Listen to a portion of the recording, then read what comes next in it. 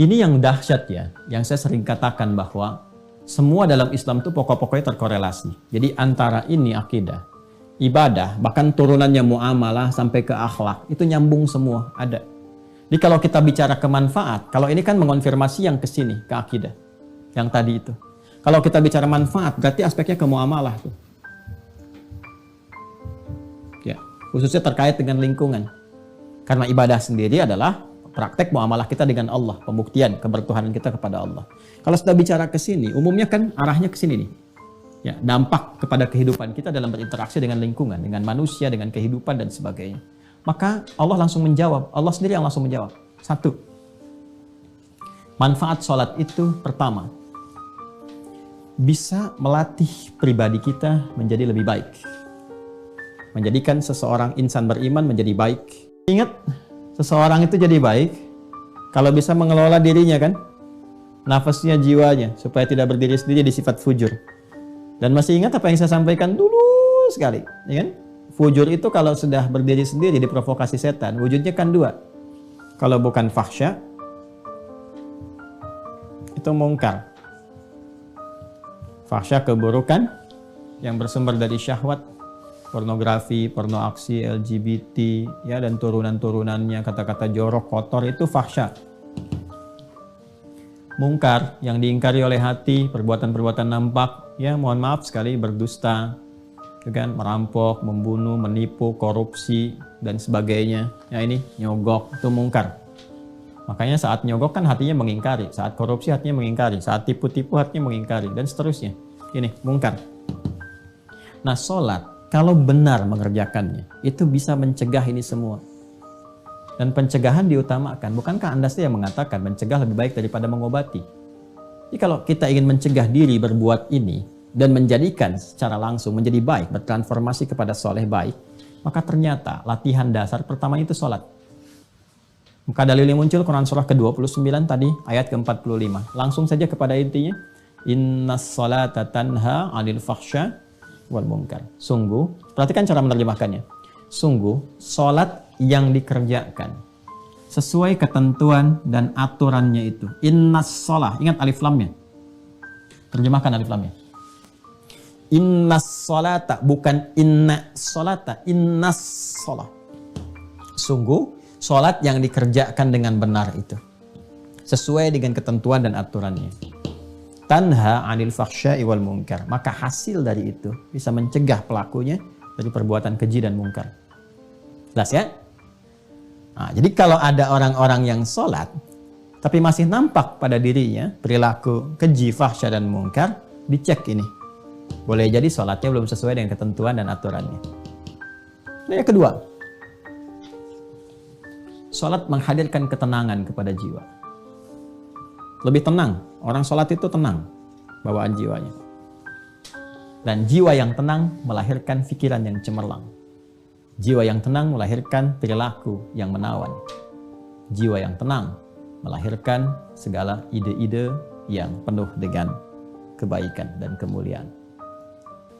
Sedangkan di Quran surah ke-13 ayat ke-28, sumber ketenangan itu zikir. Ala bidzikrillahi tatma'innul qulub. Yakinkan pada jiwamu bahwa dengan berzikir kepada Allah itu hati cenderung menjadi tenang. Zikir itu banyak. Baca Quran, zikir. Karena Qurannya disebut zikir. Quran surah ke-15 ayat 9. Inna nahnu nazzalna dzikra wa inna lahu lahafidun. Karena itu orang-orang yang cenderung rajin baca Quran, cenderung menenangkan. Doa itu zikir. Quran surah ke-7 ayat 205. Wadhkur rabbaka fi nafsika tadarruan wa khifatan wa duna jahri minal qaul. Makanya doa cenderung menenangkan. Kemudian apa lagi? Kalimat thayyibah, astaghfirullah, alhamdulillah, Allahu akbar, subhanallah, itu bagian dari zikir. Ya, fa idza qadaytumus salata fadhkurullah. Kalau tuntas salat, zikir kepada Allah. Quran surah ke-4 ayat 103. Makanya orang-orang yang zikir itu kelihatan tenang. Ya, ahli zikir itu tenang. Enggak ada ahli zikir emosian. Tenang. Ahli zikir itu tenang, auranya, karismanya, macam-macam itu. Zikir. Dan salat itu puncaknya zikir karena memadukan semua itu. Dalam salat ada takbir, Allahu akbar. Dalam salat ada tahmid, alhamdulillah. Dalam salat ada apa lagi? Ada tasbih, subhanallah, subhana rabbiyal a'la wa bihamdi. Dalam salat ada istighfar, Allahumma ighfirli, subhanakallahumma bihamdika, Allahumma ighfirli. Dalam sholat ada Al-Quran, Al-Fatihah baca Al-Quran. Ya, dalam sholat rukuk sujud ada doa dan seterusnya. Gabungan. Makanya orang sholat itu harusnya cenderung lebih tenang. Dan sholat disebut zikir. Balik ke Quran surah 20, Thaha ayat 14. Disebutkan ketika Allah mengaitkan sholat dengan iman, faedahnya zikir. Innani anallahu la ilaha illa ana fa'budni wa aqimis salata li dzikri. Ya, tunaikan sholat dengan benar sebagai zikir kepadaku. Zikir kepada Allah itu puncaknya dalam sholat. Makanya sholat itu dahsyat. Jangankan sholat saat mau dilakukan, tempat sholatnya aja bikin tenang. Ya, 3. Sarana curhat terbaik yang mempercepat pengabulan doa. Ini, percepat terkabulnya doa. Sarana curhat terbaik kepada Allah. Ya, ingin menyampaikan apa? Curhat kita kan kepada Allah dalam bentuk doa. Quran surah ketiga contoh, Ali Imran ayat 38 sampai 39. Ya, tentang kisah Nabi Zakaria yang divonis nggak mungkin, yang mustahil kata manusia punya keturunan. Nabi Zakaria sudah beranjak sepuh, fisiknya sudah letih, rambut memutih. Ya, istri terutama divonis dengan hal-hal teknis secara medis yang katanya tidak mungkin punya keturunan. Apa yang dilakukan? Curhatnya kepada Allah. Beliau sholat. Sholat tuh, solusinya sholat. Ya, hunalika da'a Zakaria Rabbah, di mihrab itulah, di mihrabnya Maryam dia berdoa. Sholat. Ya, nanti tahu sholatnya di ayat 39. Hunalika da'a Zakaria Rabbah qala rabbi habli min ladunka dzurriyyatan thayyibah innaka sami'ud du'a.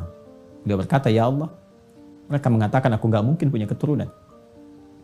Ketika mereka mengatakan tidak mungkin, maka aku beralih kepadamu yang tidak punya batas dalam kemungkinan. Nah, itu tanda ya. Itu fikih Quran tuh. Jadi kalau orang sudah mengatakan ini nggak mungkin bu, ini nggak bisa pak, itu tanda langsung dari Allah bahwa Allah ingin mengabulkan apa yang Anda mohonkan langsung tanpa perantara. Ya, karena itu Nabi Zakaria sudah ngasih contoh yang di surah Maryam itu. Dzikru rahmati rabbika abdahu Zakaria idh nada rabbahu, ya kan, nidaan khafiyah. Rabbi inni wa hanal azmu minni washta'ala ra'su syaiba wa lam akum bi du'aika rabbi syaqiyya. Masya Allah, indah sekali. Ya Allah, aku ini selalu tidak pernah putus harapan kepadamu. Aku selalu berdoa, dari rambutku masih menghitam sampai memutih, fisik letih, tapi aku gak pernah putus dalam memohon rahmatmu, berharap kepadamu. Itu apa? Minta keturunan. Puncaknya dimohonkan tuh di mihrab itu dalam salat. Mereka mengatakan mustahil. Dan inilah ya tanda pertamanya. Maka aku memohon kepadamu ya Allah yang tidak pernah punya batas dalam pemberian. Anugerahkan kepadaku dari sisimu saja. Karena orang mengatakan gak mungkin, aku minta darimu saja. Ya, keturunan terbaik. Innaka sami'ud du'a. Engkau pasti mendengar doa hamba.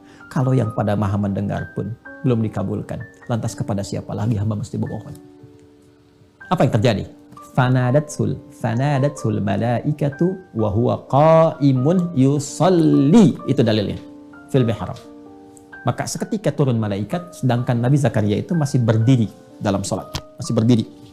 Artinya belum selesai sholatnya. Baru selesai berdoa.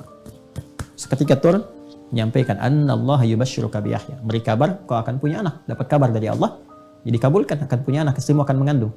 Ya, dan namanya diberikan oleh Allah Yahya. Hidup yang kata orang mustahil. Ada dari rahim seorang perempuan yang divonis secara medis, klinis, monofus dan mandul punya keturunan, kata Allah, gak ada yang mustahil bagiku. Jadi, terjadi. Mudah bagi Allah menjadikan segala yang bisa terjadi. Salat mempercepat hadirnya kesuksesan dan kebahagiaan. Ya, kita gabungkan 4 dan 5, mempercepat kesuksesan dan menghadirkan kebahagiaan. Sukses dan bahagia. Ya, komplit tuh 5. Salatnya 5 waktu, 5 faidah. Sukses dan bahagia. Kalau kita gabungkan sukses bahagia ini, namanya falah. Singkatnya begitu. Falah. Falah itu sukses dan bahagia. Quran surah ke-23 ayat 1 dan 2.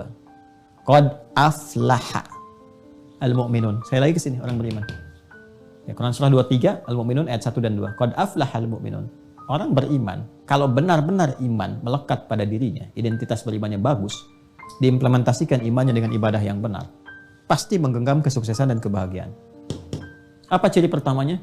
Alladzina hum fi salatihim khashi'un. Ternyata pengantar pada kebahagiaan, kesuksesan itu salat. Ya. Dan ini yang paling diharapkan oleh manusia. Ya, tingkat tertingginya itu kan ini, iman. Jadi tingkat tertinggi insan beriman itu, pokoknya terserah, yang penting saya salat itu karena Allah perintahkan. Itu aja. Karena saya beriman, saya salat. Ya, tapi kan tadi saya katakan, ada yang ciri khas anak-anak, ada yang orang dewasa matang dengan kedewasaan dan akalnya, ada yang dewasa kekanak-kanakan, masih nanya juga dan sebagainya. Ya, maka butuh motivasi. Apa di antara motivasi yang terkuatnya ini? Sukses, bahagia. Sukses, bahagia. Nah, diperdengarkan 5 kali dalam sehari. Ini bahagianya dunia akhirat. Suksesnya dunia akhirat. Ya, Quran surah 23, Al-Mu'minun ayat 1 dan 2. Qad aflahal mu'minun. Orang beriman, kalau benar-benar iman melekat pada dirinya, identitas berimannya bagus, diimplementasikan imannya dengan ibadah yang benar, pasti menggenggam kesuksesan dan kebahagiaan. Apa ciri pertamanya? Alladzina hum fi salatihim khasyi'un. Ternyata pengantar pada kebahagiaan, kesuksesan itu salat.